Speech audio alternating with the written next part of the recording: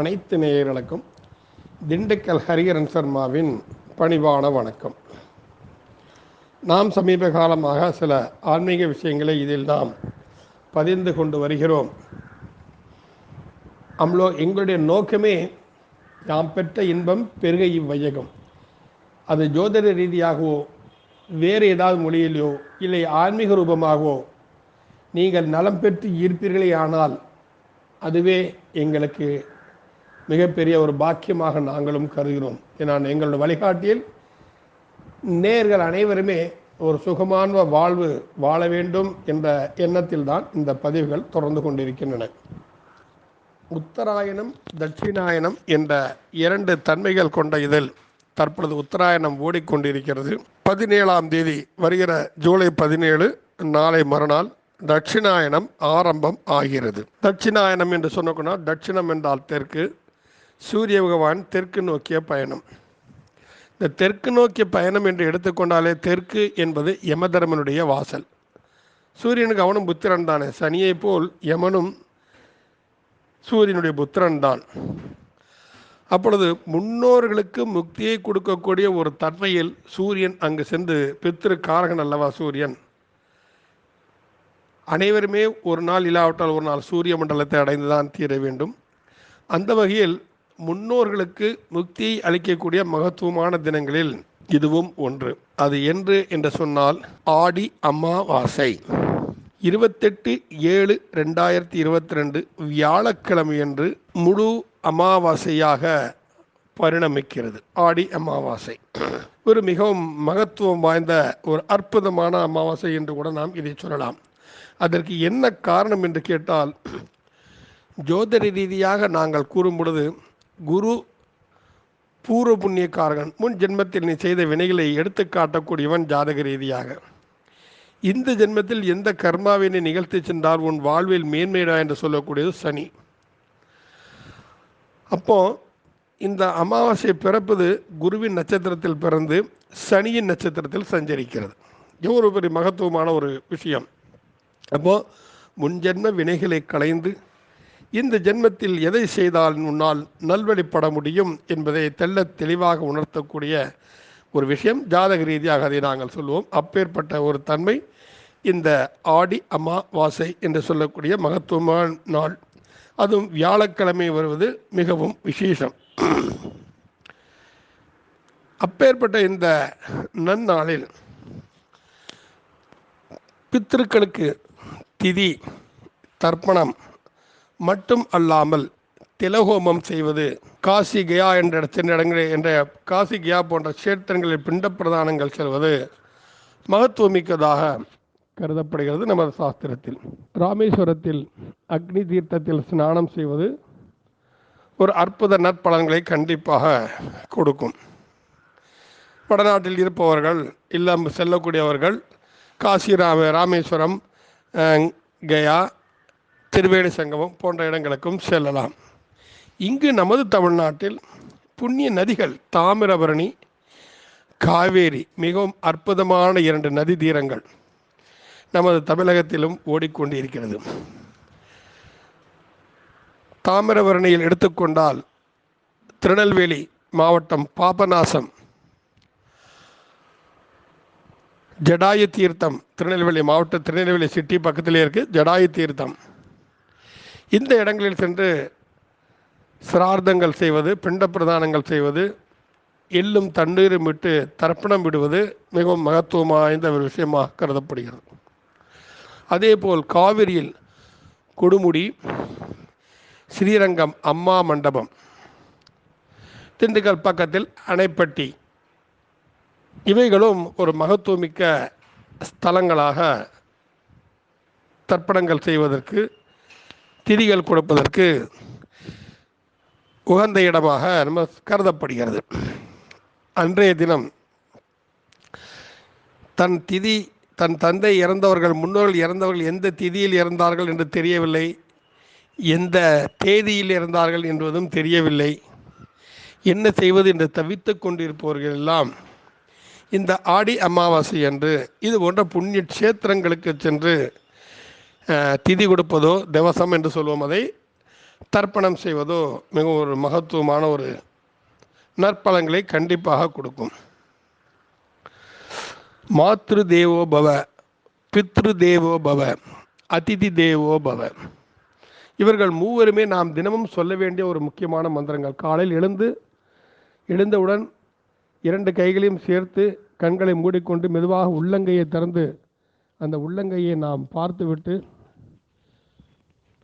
தெற்கு நோக்கி நின்று பித்ரு தேவோ பவ, மாத்ரு தேவோ பவ, அதிதி தேவோ பவ என்று தினமும் சொல்வதே ஒரு அற்புதமான நற்பலன்களை கொடுக்கும். இதுக்கெல்லாம் ஒரு காசு பணமாக செலவாகுது. உங்களோட 2 நிமிஷம் டைம் தான் நீங்கள் அதில் செலவழிக்கணும். செய்யலாம். இவை மிகவும் அதீத நற்பலன்களை கொடுக்கும். பல வருடங்களாக திதி கொடுக்காமல் இருந்து விட்டோமே. யார் ஜோதிடத்தை எடுத்துட்டாலும் உங்களுக்கு பித்ரு தோஷம் இருக்கிறது, மாதி தோஷம் இருக்கிறது, சுமங்கலி சாபம் இருக்கிறது, பெண் சாபம் இருக்கிறது என்று கூறுகிறார்களே. என்ன செய்வது என்று தவித்துக் கொண்டு இருப்பவர்கள் எல்லாம் இன்றைய தினம் நீங்கள் திலகோமம் செய்தால் ஒரு அதீத நற்பலன்களை கண்டிப்பாக அடைய முடியும். இந்த காலகட்டங்களில் முன்னோர்கள் அவர்கள் நிலை எதுவாக இருந்தாலும், அவர் வேறு எங்காவது பிறந்திருக்கலாம், பிறந்து வளர்ந்து கொண்டு இருக்கலாம், அவர் எங்கு இருந்தாலும் நமது குடும்பத்தில் ஏற்கனவே சம்பந்தப்பட்டவர், அவர் நன்றாக இருக்க வேண்டும் ஒரு எண்ணத்தில் தான் இவைகளை நாம் செய்து கொண்டிருக்கிறோம். அவர் பிறந்திருக்கலாம், எங்கேயாவது அவங்க இப்போ எங்கேயோ பிறந்திருப்பாங்க, அதுக்கு நம்ம என்ன பண்ணணும்னு நினைக்கக்கூடாது. நம்ம இது எவ்வாறு என்று கேட்டால், உதாரணமாக இப்பொழுது நமது குடும்பத்தில் உள்ளவன் சகோதரனோ மகனோ இல்லை தந்தையோ வெளியூரில் இருக்கிறார், அவருக்கு பணம் தேவைப்படுகிறது, நம்மிடம் முறையிடுகிறார் என்று சொல்லும்போது நாம் இங்கேருந்து ஒரு ஜிபே மூலமோ இல்லை ஃபோன் கான்டாக்டு, இமெயில் ஏதோ ஒரு வகையில் நம்ம பணத்தை அனுப்புகிறோம். அவங்களுக்கு நம்ம பேங்க்கில் உள்ள பணம் அவங்களுக்கு போய் சேர்ந்துடும். ஆனால் நாம் இங்கே கொடுத்த பணம் தான் அவங்களுக்கு போய் சேருமான்னு கணக்கு கிடையாது. ஆனால் ஏதோ ஒரு வகையில் அவங்களுக்கு பணம் போய் சேர்ந்துடும், அவர்கள் பயன்படுவார்கள். அதே போன்று தான் எங்கோ நாம் இறக்கக்கூடிய அந்த எள்ளும் தண்ணீரும் ஏதாவது ஒரு வகையில் அவர்களுக்கு சென்று அவர்கள் வாழ்க்கையை செம்மப்படுத்தும். அவர்கள் சீரும் சிறப்போடு வாழலாம். சொல்லுவாங்க, எந்த ஜென்மத்தை நான் செஞ்ச புண்ணியமோ இந்த ஜென்மத்தை நான் அவ்வளோ சௌக்கியமாக இருக்குன்னு நம்ம சொல்ல எல்லாம் கேட்டிருப்போம். அது இதுதான் காரணம். அவர் ஒரு நல்ல ஆத்மாவிலிருந்து எங்கேயாவது பிறந்திருப்பார். கர்மவினையின் தாக்கத்தின் ரீதியாக நாம் இங்கே கொடுக்கக்கூடிய இது அந்த வகையில் அவனை சேர்ந்து அவங்களுடைய நல்வழிப்படுத்தி கொண்டு இருக்கும். ஆகையால் எங்கேயோ நடக்குது, எப்படியோ கொடுக்குறது, யாருக்கு எப்படி போய் சேருங்கிற கேள்வி விதண்டவாத கேள்விகள் தான். இங்கு நம்பிக்கை தானே தர்மம். சனாதன தர்மம் என்பது நம்பிக்கை தானே. அதான் சொல்ல, நம்பிக்கை வைத்து கல்லையும் உண்டால் கடவுள் தெரியும் அம்மன்னு ஒரு பழமொழி கூட சொல்லுவாங்க ஒரு பாட்டில், அதை மாதிரி. அதனால் இந்த ஆடி அமாவாசை தினத்தன்று தில ஹோமம் செய்வது மிகவும் மிகவும் மகத்துவமிக்க ஒரு செயல். தூரம் போக முடியல என்றால் பக்கத்தில் இருக்கும் நதிகளில் சென்று, நதிநீரிடங்களில் சென்று, தர்ப்பணங்கள் கொடுக்கும் இடத்தில் சென்று, அந்த தர்ப்பணம் கொடுக்கக்கூடிய நேரம் உங்களுடைய முழு கான்ஃபிடன்ஸ் இதில் தான் இருக்கணும். உங்களுடைய தந்தைக்கு நாம் செய்கிறோம் எண்ணத்தில் தான் இருக்க வேண்டும். உங்களுடைய கான்சன்ட்ரேஷன் ஃபுல்ஸாக அதில் தான் இருக்கணும். நம்ம வேறு எதுலேயுமே கவனம் செலுத்தக்கூடாது. அங்கே சொல்லக்கூடிய ஐயர்கள் என்ன சொல்கிறாங்க, எப்படி சொல்கிறாங்க, புனல் அங்கே மாற்றுங்கிறாங்களா, இங்கே மாற்றுங்கிறாங்களா, என்ன செய்கிறாங்க, எழுத்தணி விட சொல்கிறாங்களா, அச்சதை விட சொல்கிறாங்களா, எதை செய்கிறாங்க அப்படிங்கிறதெல்லாம் கவனித்து அந்த ஒரு 5 நிமிஷம் ஒரு 10 நிமிஷம் நம்ம முழுமையான நம்மளுடைய அர்ப்பணிப்பு உணர்வோடு செய்யணும். ஸ்ரத்தையுடன் செய்யப்படுவது சிரார்த்தம். சிரார்த்தகாரங்களில் ஸ்ரத்தை தான் முக்கியம். நமது முன்னோர்களுக்காக நாம் செய்கின்ற மாரி எண்ணம் தான் முக்கியம். நானும் செய்தேன் என்று செய்வதில் எந்தவித அர்த்தமும் இருக்காது. அப்பேற்பட்ட இந்த ஆடி அமாவாசை என்று தென் திசையை நோக்கி சூரியன் பயணிக்கக்கூடிய காலகட்டம். பூமியில் உள்ள அந்த துர ஆத்மாக்கள் எத்தனையோ இருக்கின்றன, முக்தி அடையாமல் தவித்து கொண்டிருக்கின்றன. அவர்களுக்கு எல்லாம் ஒரு சந்தர்ப்பம் கொடுப்பதை போல் சூரிய பகவான் தென் திசையை நோக்கி அவர்களை நகர்த்தி கொண்டு செல்லக்கூடிய ஒரு அற்புதமான நாள் தான் இந்த ஆடி அமாவாசை என்று நாம் சொல்லக்கூடிய தினம். ஆக வரக்கூடிய ஜூலை மாதம் 28ஆம் தேதி வியாழக்கிழமை அன்று காலையில் எழுந்து குளித்துவிட்டு நல்லாக உணர்ந்து காய வைத்ததான் கசக்கி பிழிந்து காய வைத்த ஈரமான வஸ்திரத்தை கட்டி கொண்டு இடுப்பில் துண்டை சுற்றி கொண்டு தலைக்கு எண்ணெய் தடவிட்டு சிங்காரிச்சிக்கிட்டு பவுடர் வச்சுக்கிட்டுலாம் போகக்கூடாது. தர்ப்பணம் பண்ண காரியத்தில் தலைக்கு எண்ணெய் தேய்ச்சிக்கிட்டு நல்லா ஸ்டைலாக சீவிக்கிட்டு நெத்தியில் விபூதியெல்லாம் வச்சுட்டு செய்யணும். தர்ப்பணம் முடிஞ்ச பிறகு தான் விபூதி வச்சுக்கணும். திருநூறு பூசிக்கணும். தர்ப்பணத்துக்கு முன்னால் திருநூறு பூசக்கூடாது. அதுக்கப்புறம் நீங்கள் முன்னோர்கள் காரியத்தை செய்துவிட்டு அதற்கு மேல் உங்களுக்கு வசதிகள் இருப்பவர்கள் ஆயின் வயதில் பெரியவர்களுக்கு நீங்கள் அன்னதானம் செய்யலாம். தர்ப்பண காரியமோ திதி காரியமோ செய்யாமல் 1,00,000 பேருக்கு நீங்கள் அன்னதானம் செய்தாலும் அந்த புண்ணியம் வேணுமானால் உங்களுக்கு சேரலாம். அது தோஷங்களை நிவர்த்தி பண்ணாது. அது சிறு ஆறுதலை மட்டும்தான் அதை கொடுக்குமே தவிர முழுமையான தீர்வு கிடையாது.